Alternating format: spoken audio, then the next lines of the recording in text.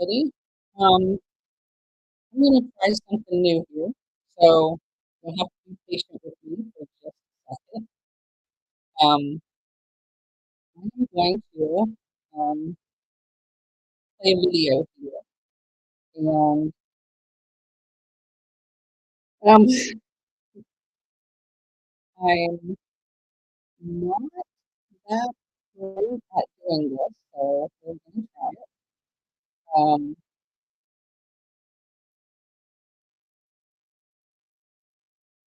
and see if I can get this right. So check and see. Okay, so Bridget's here. Um, Let me know if you hear the video. Um, all right, so I'm going to start off by playing the video and see if you guys can hear it.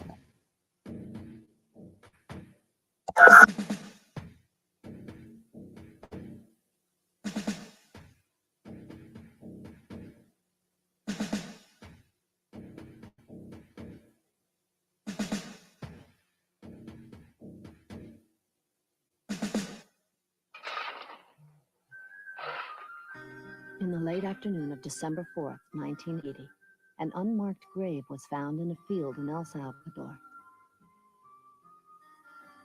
When it was opened in the presence of the U.S. ambassador, it revealed the bodies of 4 women. Mary Knoll's sisters Maura Clark and Ida Ford, Ursuline's sister Dorothy Kazel, and lay missionary Jean Donovan. Of the 5 officers later found responsible for the rape and murder of these All right, women, hold on, I'm getting the feedback 3 here. were graduates of the United States Army School of the Americas. The School of the Americas originated in 1946 in Panama. Now it is located on the grounds of Fort Benning, Georgia. The school teaches commando operations, sniper training, how to fire an M16, and psychological warfare. Since no major declared war between Latin American countries has occurred in decades, and the communist threat has vanished, why provide this kind of training? Representative Joseph Kennedy. If you look at the course ranges that are offered to these individuals, they in fact are a dedicated way of teaching military leaders in foreign nations how to subvert their local communities. Since it opened, over 55,000 military officials from 23 Latin American and Caribbean countries have trained at the school. About 2,000 students a year. As facts have emerged about the school and its graduates, it has drawn the attention of a growing number of human rights activists, such as Mary Knoll father Roy Bourgeois. Just down the road here is this school, the School of the Americas. It's a combat school. Most of the courses revolve around what they call counterinsurgency warfare. Who are the insurgents? We have to ask that question. They are the poor. They are the people in Latin America who call for reform. They are the landless peasants who are hungry. They are healthcare workers, human rights advocates, labor organizers. They become the insurgents. They are seen as el enemigo, the enemy. And they are those who become the targets of those who learn their lessons at the School of the Americas. What has been learned about the lessons taught at the school? In the 1980s, the Civil War in El Salvador became a focal point for human rights activists throughout the world. Death squads operated freely, often killing 50 people a night. There were so many cases that on March 23, 1980, Archbishop Oscar Romero in San Salvador made a plea to the military leaders of his country. I would like to make an appeal in a special way to the men of the army. In the name of God, in the name of the suffering people whose laments rise to the heaven each day more tumultuous, I beg you, I ask you, I order you, in the name of God, stop the repression. While celebrating Mass the next day, Archbishop Romero was assassinated. A number of years later, the National Security Archives in Washington, D.C. made an important discovery when they obtained a copy of a declassified cable. Kate Doyle. These two cables are both from the American Embassy in El Salvador. One is from Dean Hinton, who was then ambassador to El Salvador in 1981. Okay, I want to stop right here because what we're going to do real quick is we're going to look up Dean Hinton. And I thought that this was so important given Tucker's, it's just so weird that all of the information that he is putting out kind of correlates with what we're discovering. And I'm just doing this. Somebody just sent me this video. So we're going to do this together. And I want to let y'all know something at the end when I get done. All right. So Dean Hinton, Deane Roesch, and his last name is Hinton. He's originally from Montana, graduated from the University of Chicago in 1943 and immediately joined the Army in World War II. After World War II, he went to Harvard. And it's really weird that it says that he went to National War College 10 years later, which, unless he must have went as an ambassador, because it would have taken him 20 years to get in there if he'd stayed in the military. So his foreign service, yeah, he was definitely went in the political corps. Okay, so his foreign service was Syria, Kenya, Guatemala, France, when NATO was still in France, key point, Chile, holy shit, and then Zaire after they couped it and installed their dictator from the Congo. So you've got and he pissed off the dictator Mobutu Seko, and then he moves on to El Salvador, Pakistan, Costa Rica, and he was in Costa Rica during the time Costa Rica is launching the Contras into Nicaragua. Holy freaking shit. And then where does he go? Panama. Oh my gosh. Okay, and he's a member of the Council of Foreign Relations. This is literally crazy. This network of these people. So also USAID alumni. I think Bridget just sent that to me. Yeah. Career diplomat, 5 nations.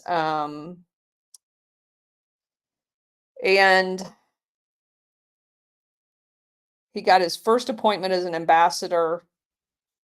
Oh my gosh, this is just crazy. And it was George H.W. Bush that sent him to Panama because of the whole drug scenario. And he was there when Noriega was taken out of power. That's just crazy. That's absolutely crazy. The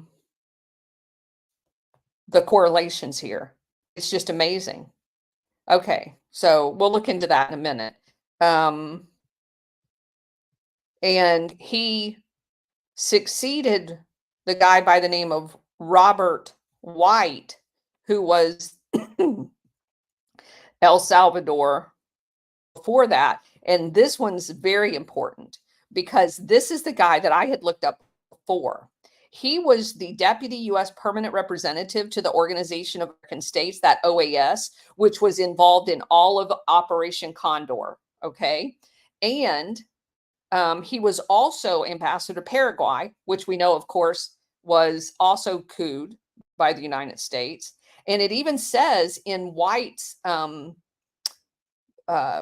Wikipedia page that there was a 1978 cable concerning Operation Condor that was discovered when White was the Paraguay ambassador. So you see how they all stay together and they all end up. And White was involved in the assassination of Orlando Letelier and Ronnie Moffett on the streets of Washington, D.C. with the bomb explosion. All having to do, and he moved from Paraguay and assassinating people down there to El Salvador to set up what you are about to be watching. And he was also accused by the good El Salvadorian president of being a CIA asset. Okay, so you got it? All right, I'm going to go ahead and start that back up. And it discusses a meeting during which Roberto d'Aubuisson plans the murder of Archbishop Romero. During the meeting, there is described a lottery that the people who are attending the meeting hold to see who would draw the right to kill Romero himself. D'Aubuisson was trained at the School of the Americas. Also trained at the school were two of the three officers directly responsible for the assassination. December 11th, 1981, El Mozote, a small village in El Salvador.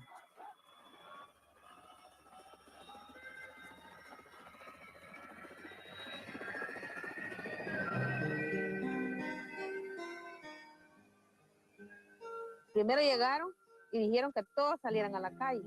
First, they forced everyone out of their houses and made us all lie face down in the street, both men and women. Hombres y mujeres, boca abajo.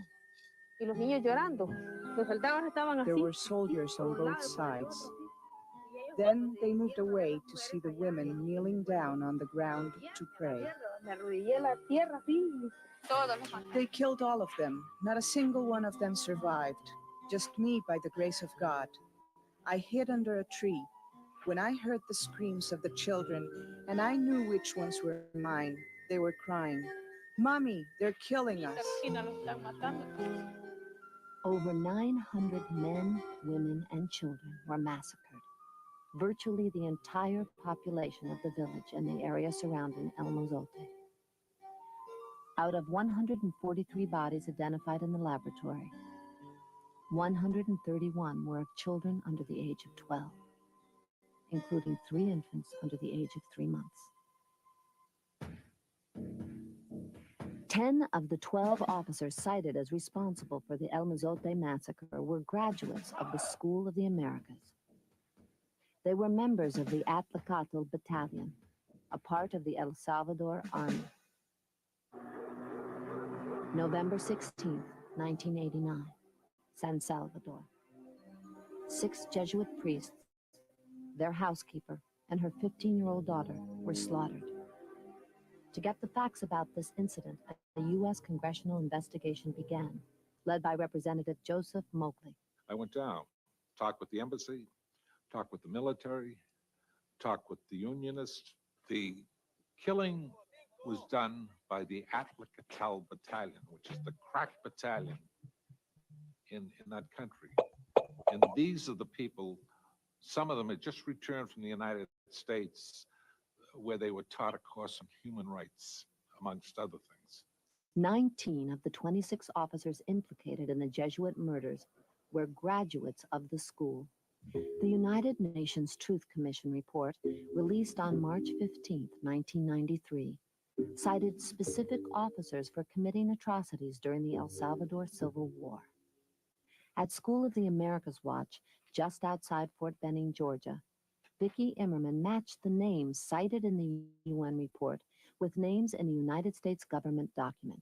What I did was I took these officers, all the officers listed in the report, and I took their names and looked them up in this list of graduates of the School of the Americas, which we received through the Freedom of Information Act. What I found were 49 of the 60 some officers listed were graduates of the School of the Americas. El Salvador is only part of the school's story. In the entry area of one of its main buildings are photographs of those the school honors, its so-called Hall of Fame.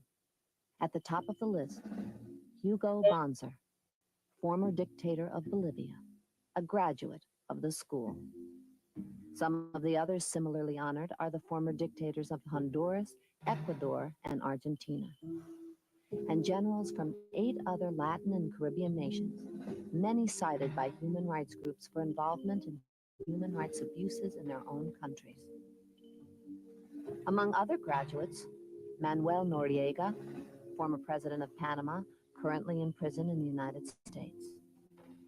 4 of the 5 ranking Honduran officers who organized death squads in the 1980s as part of Battalion 316 are graduates.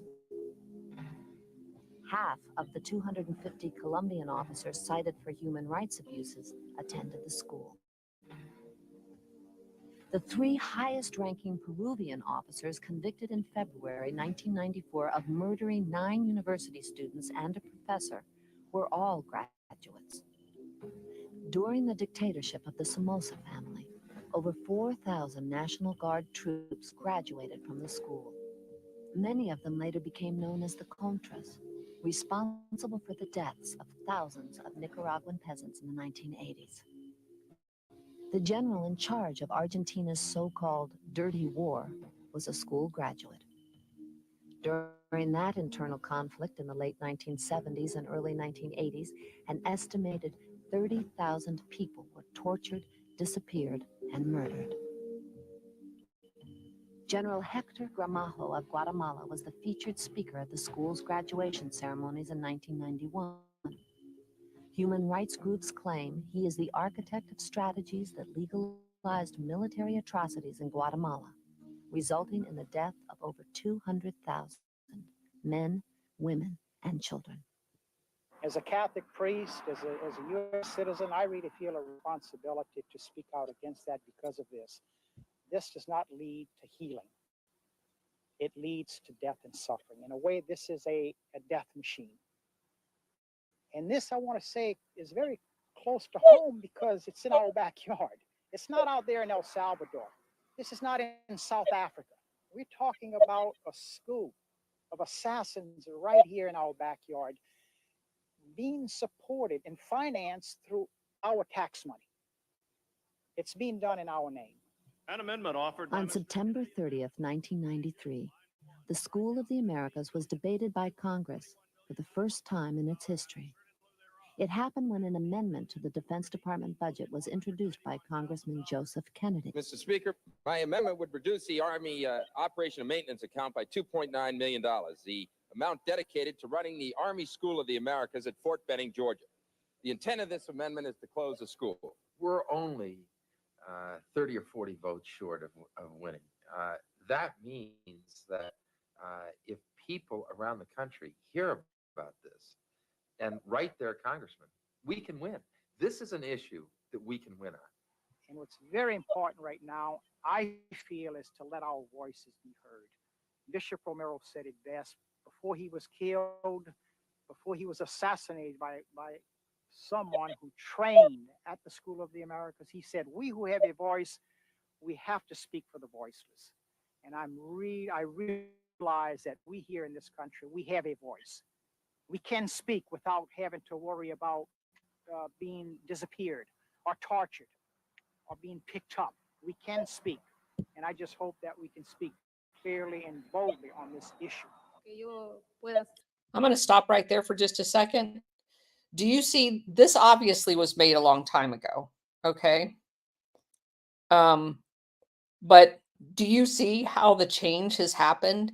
This Catholic priest is saying we can speak without being disappeared. but I've made the point repeatedly to you guys, we are being cyberly disappeared by talking about stuff like this and saying things that you're not allowed to say. It is a multi-step process to be from where we are now to where these people have been. And that's the road they have us on. They will make you cyber disappear before they get to the part where you physically disappear. I'm not very educated, but in my simple words, I think that the only thing the School of the Americas has accomplished is the destruction of our countries in Latin America. Don't give us any more of that military aid. It would be better to help the poor who are in need. We need the voices of others, and we also need those letters to congressional leaders to let them know that we will not allow them to use our money to run a school of assassins.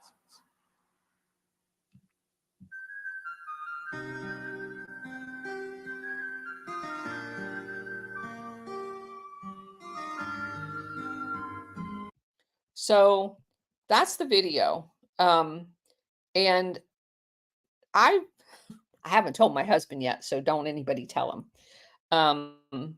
We are going to take off this weekend, and I'm still going to be doing the shows and stuff, but we're going to go up to Myrtle Beach, South Carolina with some friends. So I'll be in my mobile command post. But I am going to make an appeal to him that we come back through Fort Benning, Georgia. And I want to go to this place. I want to see this for myself.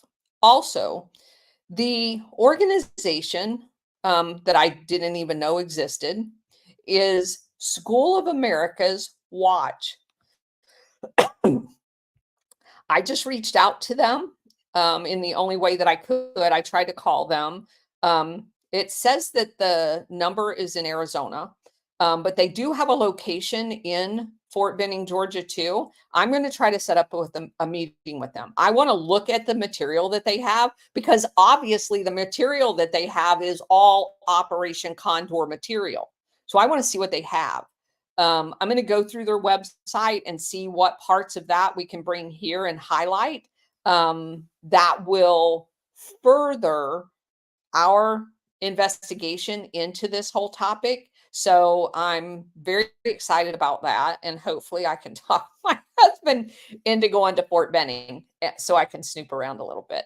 But the real eye-opening part of this, if you remember, is I told you guys there's an article that says this school of assassins was opened up in the United States not that long ago to Border Patrol and ICE.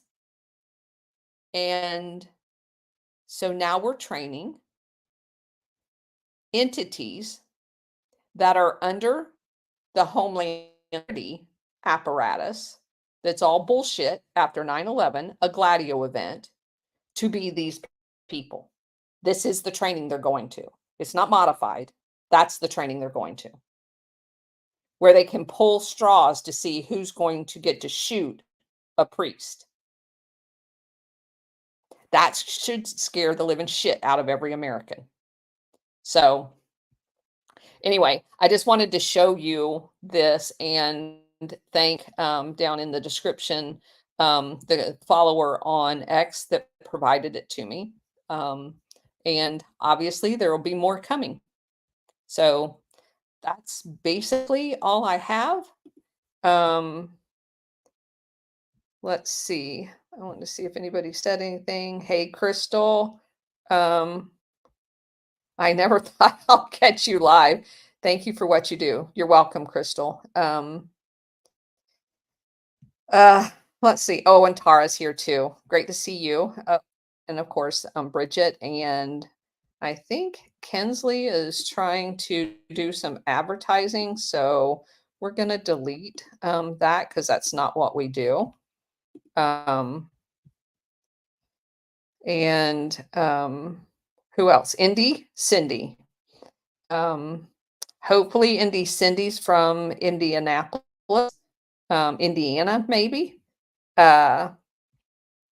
So let's go through a couple of these things. While we were on the movie, Liza and Bridget, in their wonderful research that they always do, has set me up with a couple of things that one of which was a democracy under fire, which is just laughable.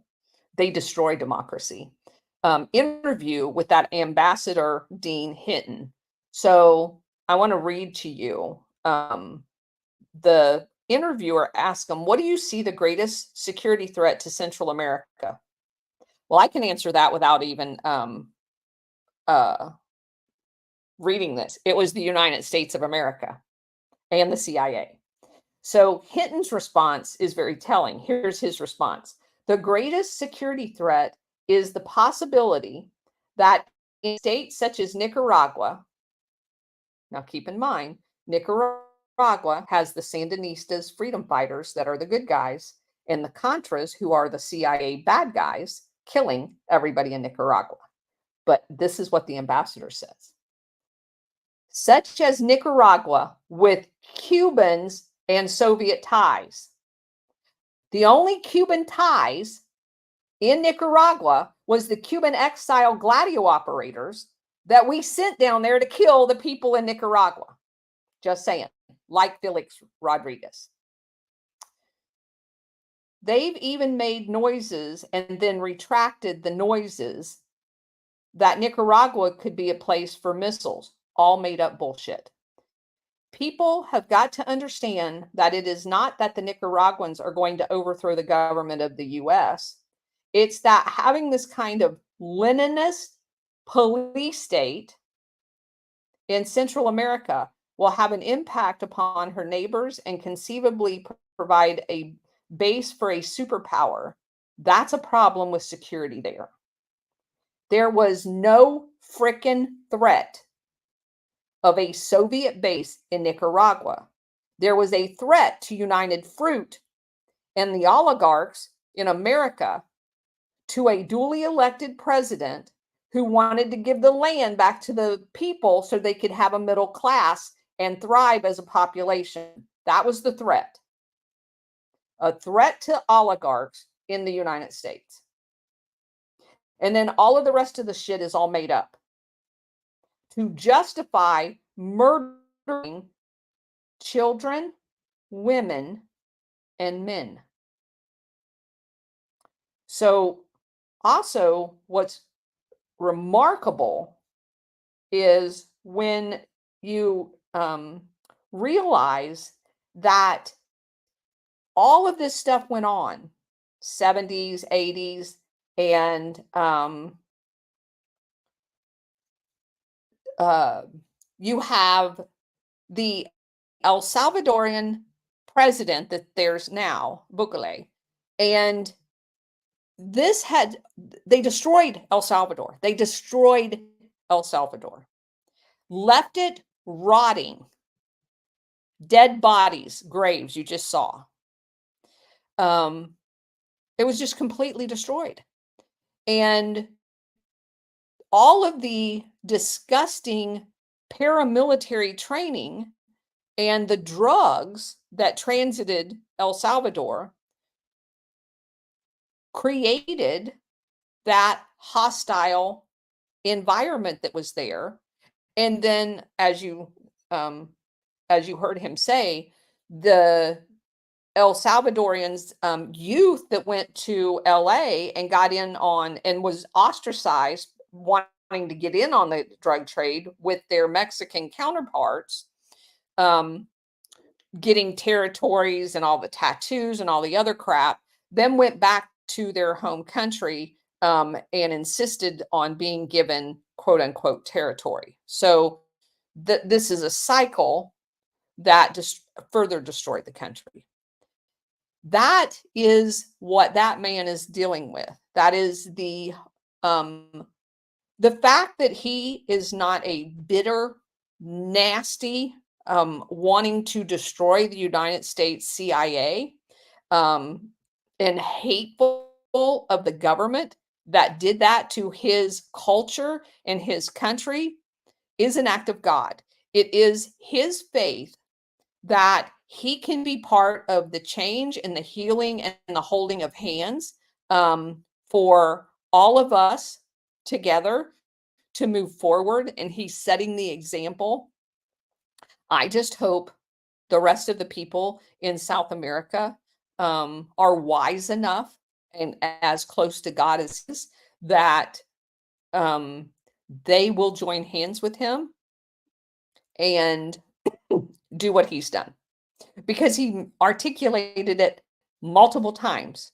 He is doing it without the aid of America, because the oligarchs that control the aid in America do not want him to succeed, because his success will be contagious. They want control, not freedom. They are the last thing. They're the furthest from democracy. And I don't even like democracy, but at least it's in the middle. But they don't want democracy. They want fascism, because they work for oligarchs.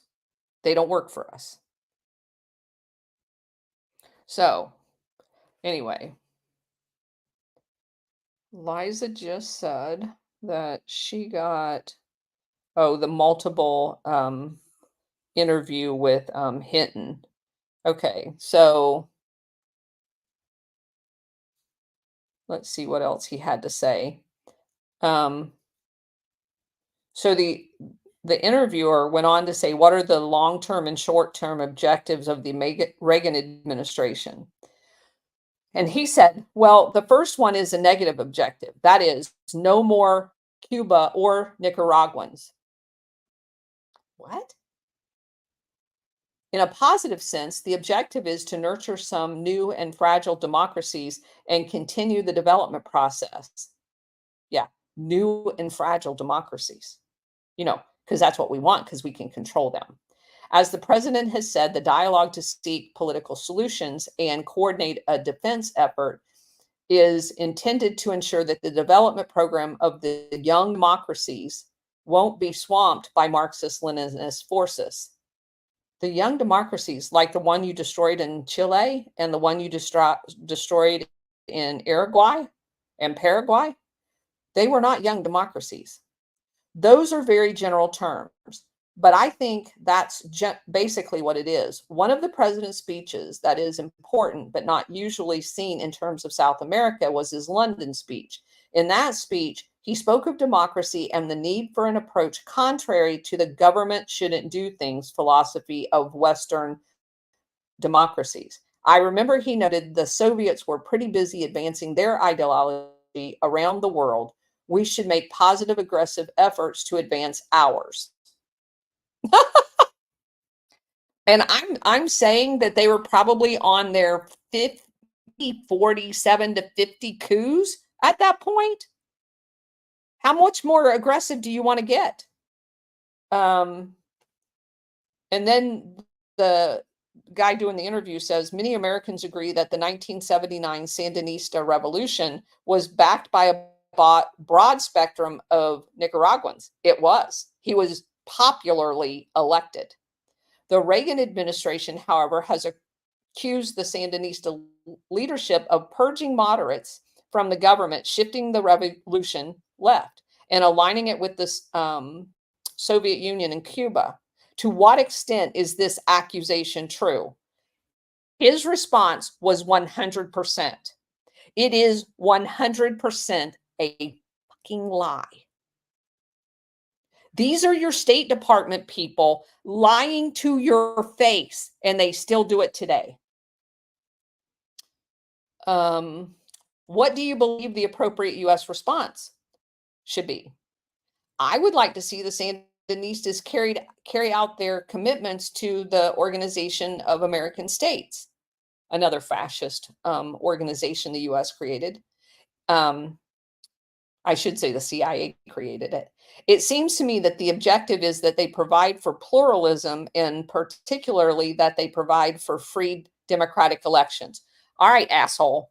They were democratically elected, and the pluralism that they had was across the board. They welcomed everybody into their government, to include the labor unions, who you call communist. That was their biggest sin in his eyes. Now, how do you go about doing that is in a process of negotiations, the so-called contadora process. Let's hope it comes out the right way. There's only one way for it to come out, their way. There's a lot of talk about domino theories. I'd like to see a domino theory in reverse. Democracies hold improving the chance of democracy in Nicaragua. They don't want democracy. According to the New York Times, even members of the Condora group have privately expressed little hope for a negotiated solution to the problem in Central America. What do you think about the prospects are? Well, my appraisal is that they are dedicated Leninist revolutionaries. One can be rather skeptical, therefore, that they're not going to change or come to terms with the process. There are some signs that they may evolve. I hope that a negotiated solution will be possible. One of the key issues for lasting negotiations is whether the Sandinistas will accept what they have promised in terms of a free democratic election. We will see. The negotiation process is going to be complicated. They were freely elected. They had free elections until you started interfering with them. And their idea of a free and fair election is kind of like what we saw in 2020. He goes on to ask, how can the U.S. government support the initiative and at the same time provide covert military assistance to rebels who are openly trying to overthrow, good for him, the Sandinista government? Isn't that a fundamental contradiction? Hinton replies, the critical decision regarding the process was made in Washington early on. We decided that we would not insist on being part of the negotiations, that we would let the Mexicans and the Venezuelans and the Colombians take the lead. They own all of them, by the way, at this point. And that we support them. We have supported them to the extent that we can. Now, no matter what you think of the Contras, one thing that's reasonably certain is it had not been for the Contras and the pressure that comes from them, it's highly unlikely the Sandinistas would have ever gone as far as they have in the process of negotiations. Well, no shit, Sherlock. You're slaughtering Nicaraguans all over the country. So anyway, this article goes on, and we'll get this posted over on X when we get done. I'm flabbergasted.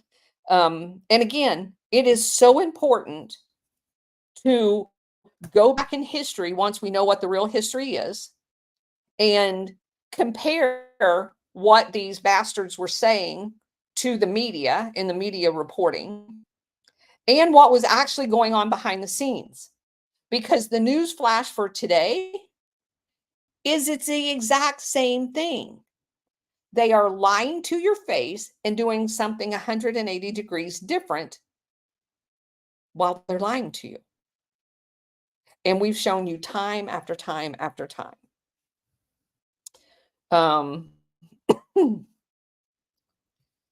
So, I do want to plug the need to, a Southern girl just reminded me about Speaker Johnson.